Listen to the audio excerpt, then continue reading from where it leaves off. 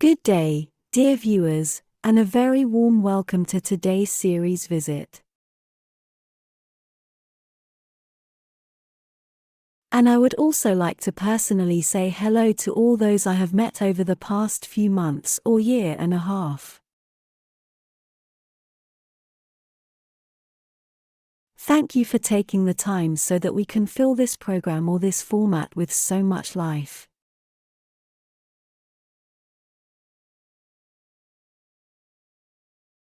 I have prepared 3 little things for you today. And the first is that I have a letter from Renee. Renee is 57 years old and suffers from blood pressure. And he read the other day about a very valuable therapy and he asked me to talk about a bloodletting. And at that moment I thought, why are these things which we may already know from antiquity and especially from the time of Hippocrates? And Hippocrates lived from 460 to 377 BC. Hippocrates has researched for incredibly many centuries that bloodletting has been an important part under medical care for the people.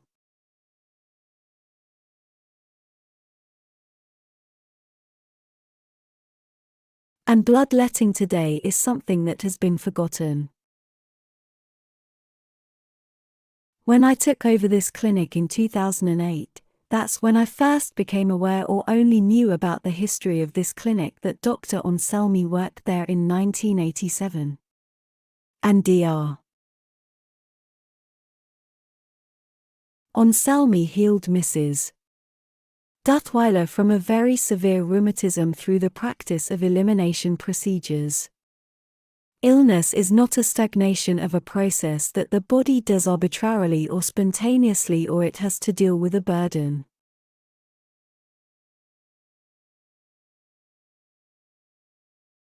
And Anselmi already did these designed drainage procedures such as bloodletting, like Bornscheidt therapy, like cupping, bloodless, like cancer in plasters and many more. He lived it.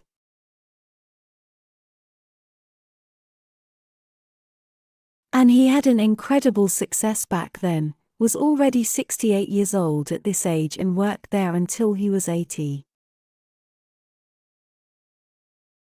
But I just wanted to draw the bow for something that is so forgotten today.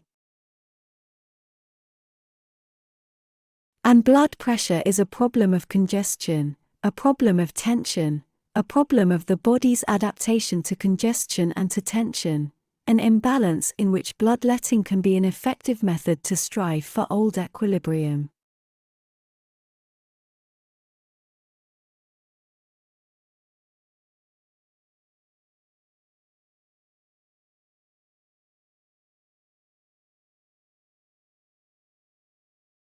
When a patient came to the clinic recently, it was Sunday evening, and he came and asked me if he could introduce himself today.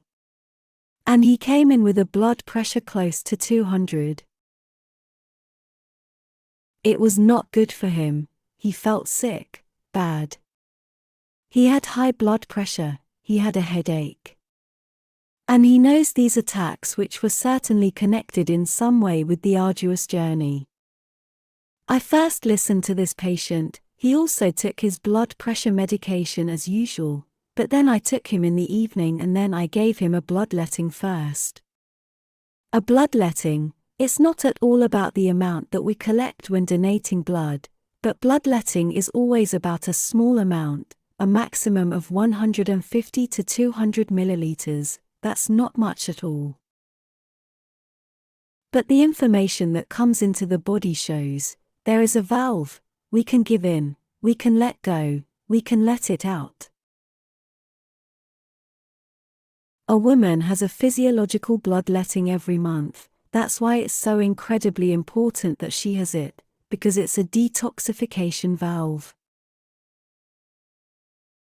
And to do a bloodletting today or practicing it for decades, centuries, not out of necessity of not having medication for blood pressure, but to know that exactly at this point you help the body, actively help to relieve yourself.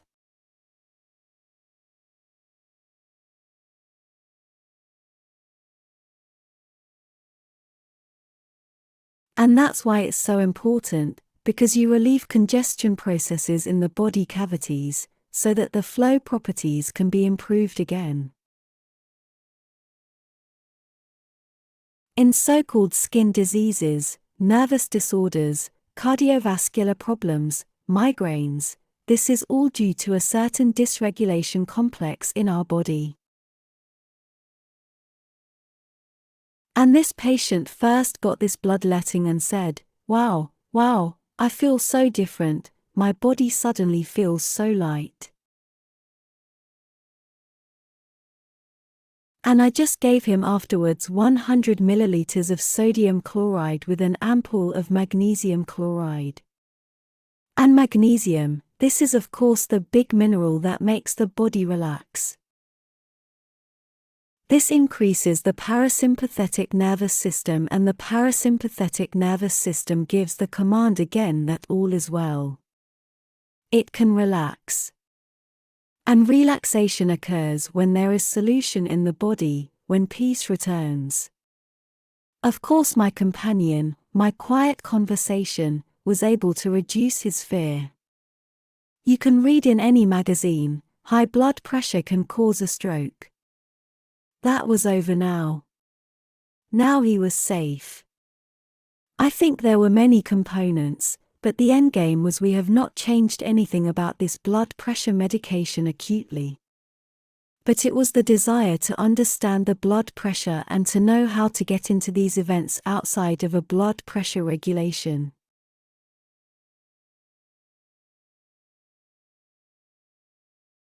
I'm always a bit shocked about all the side effects, about the whole effect on a self-regulation system, only the beta blocker.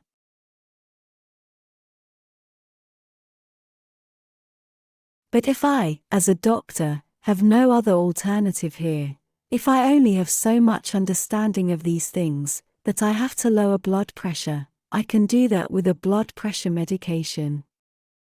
And yet someone is in the clinic right now. She has already tried 17 blood pressure medications, and we are at the beginning of a great process that I wish I can clear for her. But this person, as I said, experienced a very nice relief from the bloodletting. And many blood pressure patients, and Renee, you say you are 57 years old, often there is a so-called plethora. That means if I'm still in my life, if I'm a cyclist, if I'm active, you're young at 57, then the body also produces blood, and as a man I have no relief.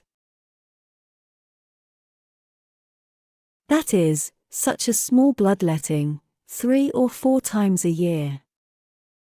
After the full moon, and that's very important. Hildegard von Bingen has already observed that. The astral forces, it is said, that push outwards, that support the detoxification process much more than that constructive process, they are always much stronger immediately after the full moon in the following week, and we try to also take this into account in our bloodletting. But in such a case, I will of course make a different decision in an emergency situation. But it's not just blood pressure regulation. If I go for a bloodletting, beforehand, of course, the day before, I have to drink 2, 3, maybe 4 liters, get the whole system flowing, to then also design this process. It has an anti-inflammatory effect, it has an antispasmodic effect, it has a pain-regulating and incredibly detoxifying effect. And just as I said, when such a plethora occurs, then that is a valuable relief, which is not depending on volume, but with an informative kick-off reaction, that the body prepares itself for relief.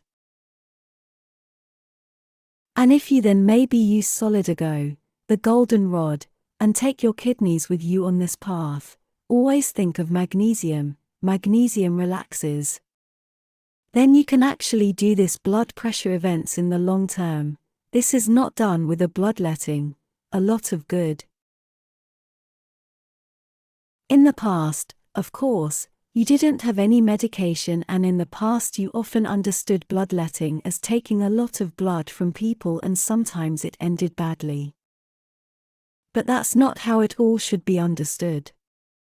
We know today what this great and valuable therapeutic use during bloodletting naturally also restores balance. Many people are incredibly acidic and lack buffering capacity in counter-regulation. A blood that acidifies has a different cell membrane tension on the red blood cells. And when this cell membrane tension drops, or when it is such that the blood cells clump together, and the red blood cell is only about 4 micrometers, but the diameter of the capillary is no more than 7. That is, when they go into a state of rigidity and have lost their flexibility, then of course there will be a congestion at the capillary level. The capillaries, the small vessels, are 77% of our total blood flow. The only thing left for the body is increasing the pressure somewhere. A bloodletting deacidifies. A bloodletting can restore this flow property, and alone this can also lower the pressure again. So on the day when you have a bloodletting, you shouldn't actually eat high protein, but a lot of fruit and vegetables. But as I said, drink a lot the day before, and of course also on the day of the bloodletting. This is very important, that this blood also, I say purification, that such a blood purification which one experiences through this bloodletting, that all of these high levels of toxins in the body can also be relieved at the moment. And I think that naturopaths also practice this bloodletting if they are allowed to. There are different things that are possible. But if they're not allowed to, I don't think they are allowed to handle blood in any way in Austria. But if you also meet a very holistic doctor, then please talk to them that they really give you this small bloodletting every 3 months after full moon. And you'll see how the whole blood pressure thing will be affected very positively. I can only say that it is not only very important in prophylaxis, but also for women who no longer have their periods, also men who have no detoxification valve in the physiological sense at all. It is a detox that not only relieves toxins in the sense of toxic loads, but also bacterial processes, viral processes, fungi, and noxious or pernicious, disease-causing toxins in the blood.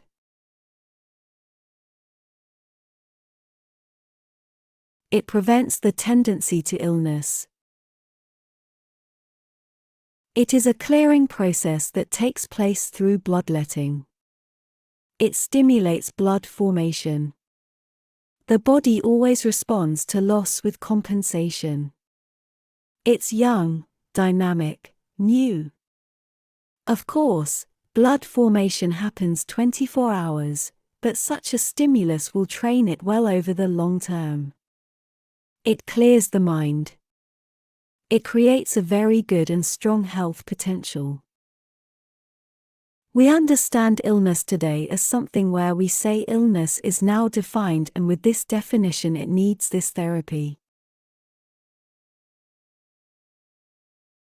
Stupidly, this therapy applies to everyone because you think this disease can only be clarified in this way.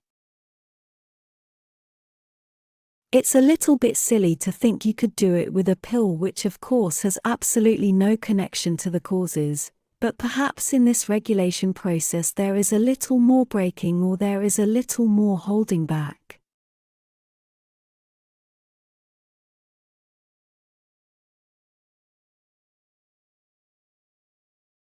But if there is no clarification, I can't expect my illness to change in any way.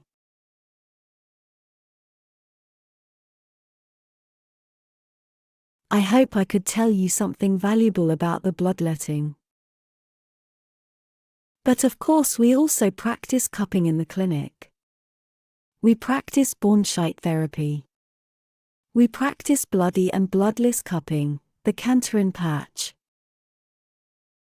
And these are incredibly valuable measures that I wish that I can also transfer it to a young clientele of doctors.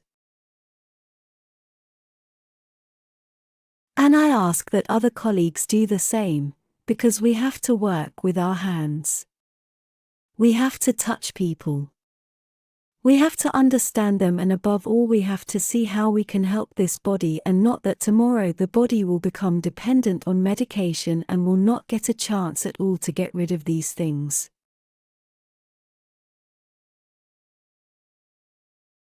And the subject of detoxification is my passion, and I've just observed that over the many years, that paths that should go back to being able to fall back on a healthy foundation, need this help from us first, of course.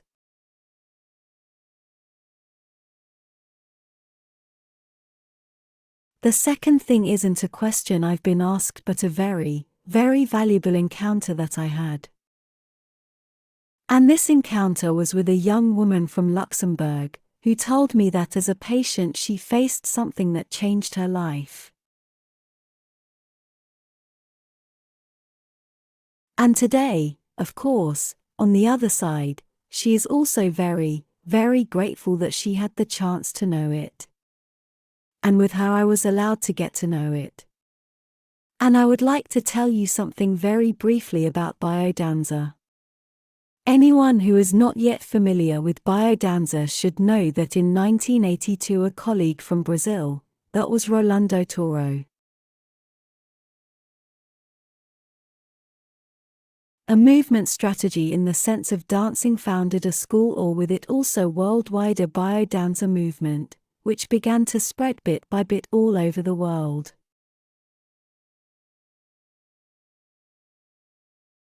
And since 1993 it has also been in Switzerland, but in Germany for much, much longer.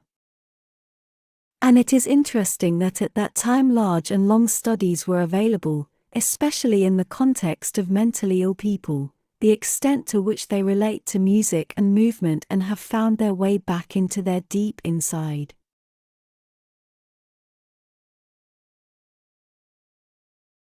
That we lose when we have a psychosis, when we have schizophrenia. We may sometimes appear to be externally controlled as a result, but actually the whole basis of a fulfilled life is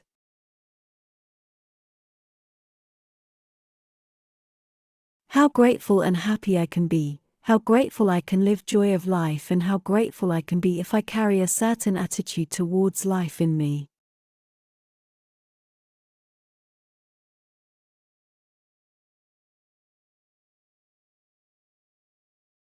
This experience through the expression of a common movement concept goes back to that we humans live by our own imposed instincts.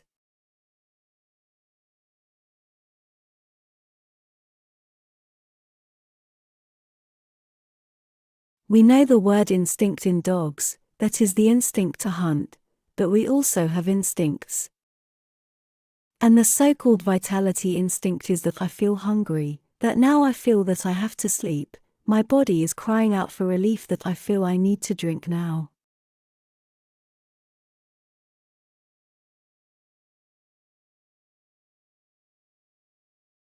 But the instinct of sexuality, it doesn't mean that I only have the desire for togetherness and sex, but that I have a beautiful body feeling, that when I stretch my full body,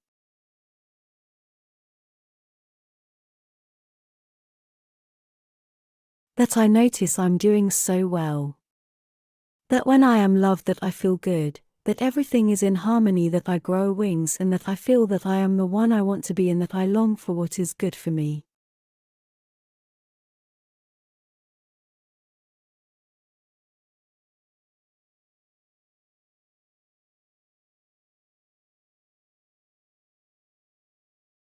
This instinct to be creative, living your own form of expression, is a great gift.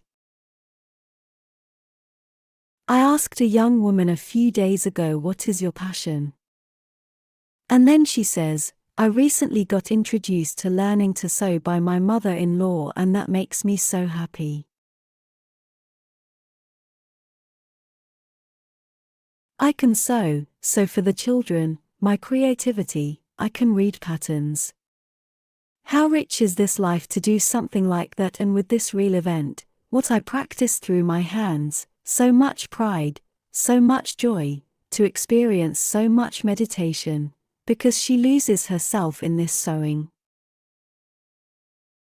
She's just focused on what keeps her busy.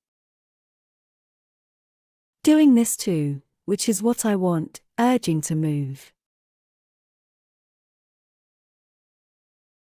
We lose that as we get older. The children still want to move fast, but also this jumping, this amazement, this simple dancing, this simple action without disciplining me, may that, shall that be. It's a creativity to live who also creates my own existence for me, and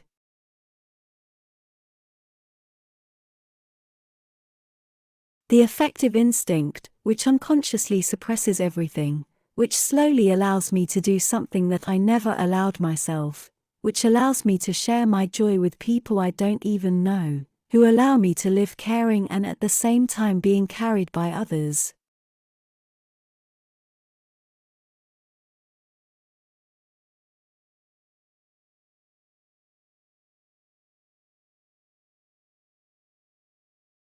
And I felt this great need to tell you this, because this person I met had a really big and difficult disease and tried things to come out of this disease naturally, has taken a giant step in her management of the disease, and I am now talking about Parkinson's disease.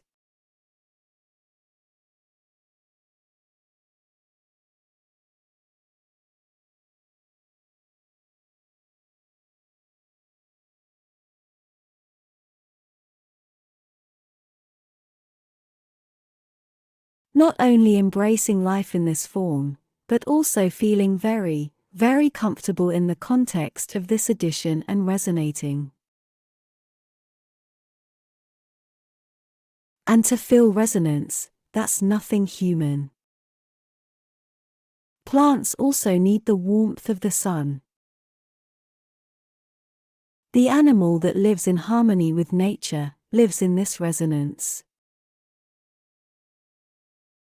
But we humans, and that's my observation, of course, especially in the last 2 years, said goodbye to ourselves.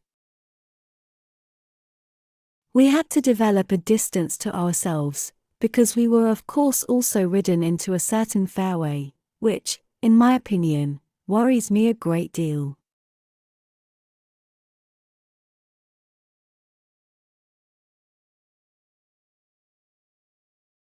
And we have to take it back with power, and of course we have to live what is instinctively there somewhere in our life. We have to live again.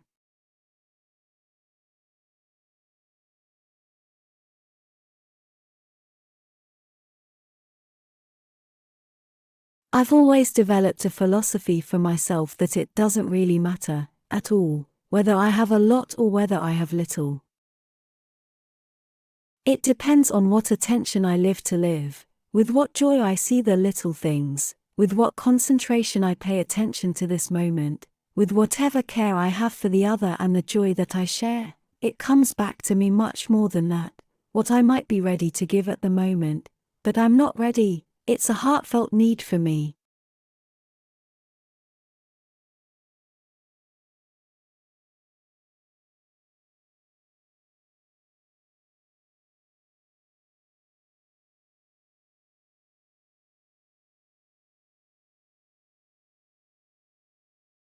Music is actually a universal language that everyone understands.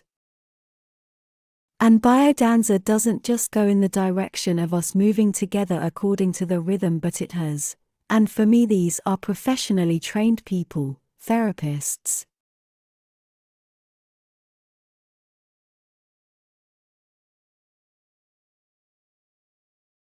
They help me rediscover the really great thing in me.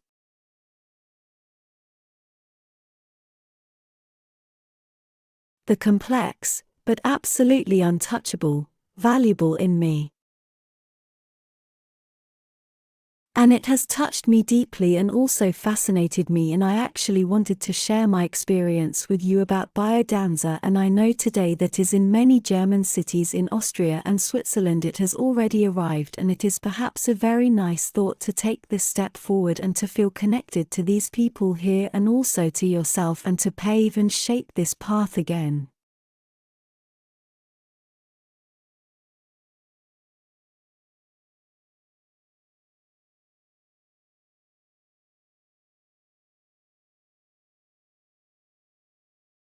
And at the end now, very briefly, today there is still time, a little nutrition advice, diet, healthy food, what is it?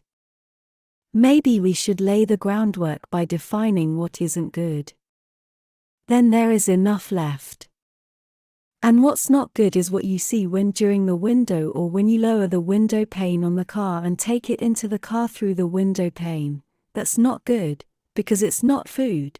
But these are foodstuffs. And foodstuff is also what across the globe always has the same name. And we know that these facilities are also there all over the world, and all of which have the same names such as Big Mac and Mars, and whatever they are called are not good either. This is not foodstuff. Food gives energy. And these are foodstuffs that are only there for a short-term enjoyment, but where our body must not fall back onto at all when it comes to keeping us healthy, powerful, joyfully committed, and to be met with zest for life and strength. These are all very short-term, small things you can definitely eat once in a while, but please be careful that this doesn't become a permanent thing. With this in mind, thank you very much for your attention today. I'm really looking forward to the coming week, and until then I remain with very good wishes. See you.